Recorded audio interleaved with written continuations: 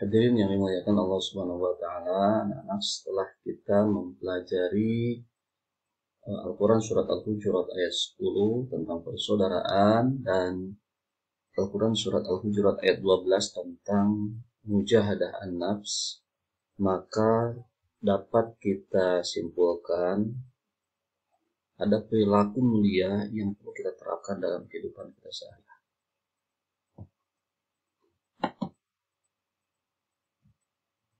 Ya. Yang pertama adalah bersabar dengan tidak membalas terhadap ejekan atau cemoohan teman yang tidak suka terhadap. Nah, ini merupakan sesuatu yang sangat berat mungkin ya bagi kita, termasuk bapak sendiri ini dalam masalah bersabar ini masih belajar ya. Tapi mudah-mudahan kita semua diberikan kekuatan oleh Allah untuk bisa melaksanakan hal ini. Ketika orang sedang mengejek, nah ini akhlak Rasulullah SAW. Jangankan diejek, jangankan di Rasulullah SAW pernah dipukul, dilempar dengan kotoran unta, diludahi. Tapi Rasulullah SAW ini tidak membalasnya, melainkan beliau itu malah membalas dengan kebaikan-kebaikan. Keburukan dibalas dengan kebaikan. Bersabar kepada Allah. Karena orang yang mengejek, yang melempar Rasul dengan kotoran unta, itu adalah orang yang tidak tahu. Nah, Masya Allah. Kemudian yang kedua adalah memaafkan kesalahan teman dan orang lain yang berbuat aniaya kepada kita. Bisakah kita memaafkan kesalahan teman dan orang lain yang berbuat aniaya kepada kita? Masalahnya dalam memaafkan itu lebih sulit, lebih susah, lebih berat daripada kita minta maaf. Nah, ini ketika Anda bisa memaafkan, berarti kita memiliki akhlak Rasulullah Shallallahu Alaihi Wasallam. Nah, kemudian yang ketiga, ikhlas terhadap segala bentuk cobaan dan musibah yang menimpa dengan terus berupaya memperbaiki diri dan lingkungan. Anak-anak, setiap manusia ini, apalagi orang yang mengaku di dalam dirinya beriman kepada Allah, tanda Allah ini sayang kepada hambanya, maka Allah akan memberikan ujian, akan menguji kualitas keimanan kita itu sampai level berapa. Dan Allah Subhanahu wa taala akan memberikan ujian tersebut sesuai dengan tingkatan keimanan kita. Kalau level keimanan kita kelas 1, maka ujiannya pun akan dikasih level kelas 1. Naik lagi keimanan kita, kalau kita lulus, maka kita akan naik menjadi level 2, maka kita pun akan diberikan ujian level 2 pada kalau kita berada di kelas 3. Naik lagi kelas 3 kalau lulus, maka Allah akan berikan ujian kelas 3 sesuai dengan tingkatnya. Nah, mungkin kita level 1 diberikan ujian kelas 3. Gitu ya. Kalau kiai diberikan ujiannya pun level kiai lagi. Begitu ya. Nah, dan Allah Subhanahu wa taala ketika memberikan musibah kepada kita dan kita lulus melewati cobaan musibah kepada kita ini, maka derajat kita akan diangkat oleh Allah Subhanahu wa taala. Kemudian keempat, menjauhi sifat dengki, iri hati pada orang lain dengan tidak membalas kedengkian mereka kepada kita. Kalau kita membalas kedengkian mereka, orang bergibah-gibahin lagi. Orang mau fitnah, dia fitnahin lagi oleh kita. Maka apa bedanya kita dengan dia? Begitu ya. Kemudian yang kelima, mensyukuri segala nikmat yang telah diberikan oleh Allah Subhanahu wa taala kepada kita dan tidak merusak nikmat tersebut, seperti menjaga lingkungan agar selalu bersih, menjaga tubuh dan merawatnya, berolahraga, mengkonsumsi makanan dan minuman yang halal dan lain sebagainya. Yaitu tanda kita mensyukuri nikmat Allah Subhanahu wa taala. Ya, dengan tidak merusak nikmat tersebut. Gitu ya. Nah, kemudian ini prasangka baik atau husnuzan. Contoh yang perlu kita apresiasi, yang pertama adalah memberikan apresiasi atas prestasi yang dicapai oleh teman atau orang lain dalam bentuk ucapan ataupun pemberian hadiah. Upayakan seperti itu ya. Ketika ada teman kita, dia berprestasi, apapun bidangnya, maka biasakanlah kita untuk mengucapkan, oh selamat ya kawan atas keberhasilan Anda. Ucapkan seperti itu. Nah, ketika kita berat sekali mengucapkan hal tersebut, berarti ada masalah dalam hati kita. Dan itu harus diperbaiki. Kemudian yang kedua, menerima dan menghargai pendapat teman orang lain meskipun pendapat tersebut berlawanan dengan keinginan kita. Nah, ini meskipun teman kita ini berpendapatnya ini adalah kurang logis, maka kita tetap harus menghargainya. Meskipun pendapatnya ini berlawanan dengan keinginan kita, maka tetap kita menerima dan menghargai pendapat tersebut sesuai dengan aturan-aturan dalam diskusi tersebut, tentunya ya. Dan yang ketiga, memberi sumbangan sesuai dengan kemampuan kepada peminta-minta yang datang ke rumah kita. Kalau kita tidak ada sumbangan, maka cukup dengan ya kita dengan basa-basi, dengan perkataan yang baik, karena perkataan yang baik pun itu adalah sedekah. Dengan senyuman, senyum adalah sedekah juga kan. Jangan berani membentak pengemis yang minta sama kita bentak. Ya udah, kalau kita nggak mau ngasih ya kita jangan ngasih aja tanpa mengeluarkan kata-kata yang kotor. Keempat, turut serta dalam kegiatan-kegiatan sosial, baik ketika di lingkungan rumah, sekolah, ataupun masyarakat. Ya, kita ikut andil bergaul dengan masyarakat. Ya. Nah, yang kelima adalah mengerjakan tugas-tugas yang diberikan kepada kita dengan penuh tanggung jawab. Tugas yang diberikan kepada kita kerjakan. Dalam Al-Quran, fasayarallahu amalakum. Ketika kita mengerjakan tugas dan sebaik-baiknya, maka Allah akan melihat pekerjaan. Siapa saja? Allah dan Rasulnya dan seluruh orang yang beriman akan menilai pekerjaan kita. Maka ketika kita mengerjakan pekerjaan kita sesuai dengan tanggung jawab, dengan penuh tanggung jawab, maka akan mendapatkan pahala yang besar.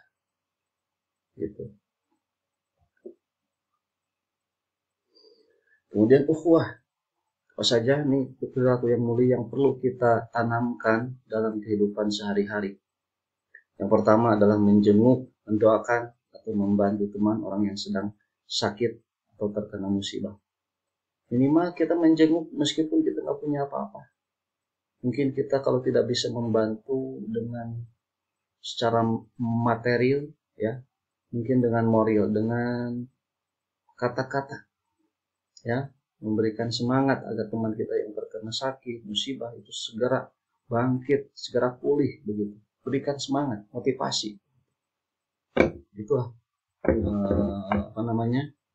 manfaat daripada kita menjenguk teman kita yang sedang sakit, atau kita doakan supaya cepat sembuh. Yang kedua adalah mendamaikan teman atau saudara yang sedang berselisih agar mereka sadar dan kembali bersatu. Jangan dipanas-panasin ketika mereka sedang berselisih. Coba kita tidak mau. Dan pada saat seperti itu adalah bahkan berbohong pun kita diperbolehkan ketika kita tujuannya mulia ingin mendamaikan teman kita. Daripada kita jujur, tapi jujurnya ini akan membuat mereka tercerai-berai, maka tidak diperkenankan. Kemudian yang ketiga, bergaul dengan orang lain dengan tidak memandang suku, bahasa, budaya, dan agama yang dianut. Maka dalam pergaulan ini kita diberikan kebebasan oleh Allah dengan siapapun, dengan orang yang beragama apapun. Tetapi dalam masalah tauhid kita tetap tidak boleh berubah. Kemudian yang keempat, menghindari segala bentuk permusuhan, tawuran, ataupun kegiatan yang dapat merugikan orang lain. Ini Masya Allah, anak-anak di lingkungan kita banyak sekali terjadi ya pertikaian, tawuran, ya, kemudian kegiatan-kegiatan kekerasan yang lainnya, yang mana ini akan merugikan orang lain, merugikan diri kita sendiri dan juga merugikan orang lain. Maka ini wajib kita hindari, tidak boleh kita melakukan hal tersebut. Maka anak-anak, contoh kita tawuran, seandainya kita ini mempunyai keahlian dalam bidang bela diri, kenapa apa salahnya kita salurkan kepada hal yang positif, mengikuti karate umpamanya, boxing, yang mana itu sudah legal gitu ya, dan kita salurkan. Dan mungkin kalau kita seandainya memiliki keahlian bela diri, itu bisa mengharumkan nama bangsa, bisa menjadi perwakilan Indonesia dalam hal bela diri, taekwondo, dan bisa mengharumkan ketika ada juara, bisa mengharumkan nama bangsa ya lebih jauhnya. Atau lingkungan yang paling kecil, mungkin kita mengikuti event-event di lingkungan sekolah. Ketika Anda juara, itu kan mengharumkan nama sekolah, nama Anda, nama keluarga, daripada kita tawuran ya. Kalau tawuran pilihannya dua ya, selamat di penjara, yang sueknya apabila meninggal ya tinggal ditahlilan dengan gitu. Maka anak-anak, bentuk kekerasan tawuran ini harus kita jauhi, karena itu sangat merugikan dan tidak ada manfaatnya sama sekali. Ketika Anda menjadi korban, siapa yang sedih? Orang tua ya. Dan dalam surah hadis dikatakan al-qatil wal maqtul finnar, orang yang membunuh dan yang dibunuh dua-duanya masuk neraka. Kenapa? Kalau orang yang membunuh wajar, dia ini membunuh sudah dosa, pasti masuk neraka. Tetapi masalahnya orang yang terbunuh pun dia sama masuk neraka. Kenapa? Karena dua-duanya sudah memiliki niat untuk saling membunuh. Cuman dia lagi apes aja ya, dia keduluan dan dia tewas. Tapi niatnya ini ya yang berbahaya. Nah, dua-duanya sudah berniat ingin saling membunuh, maka dua-duanya celaka. Nauzubillah.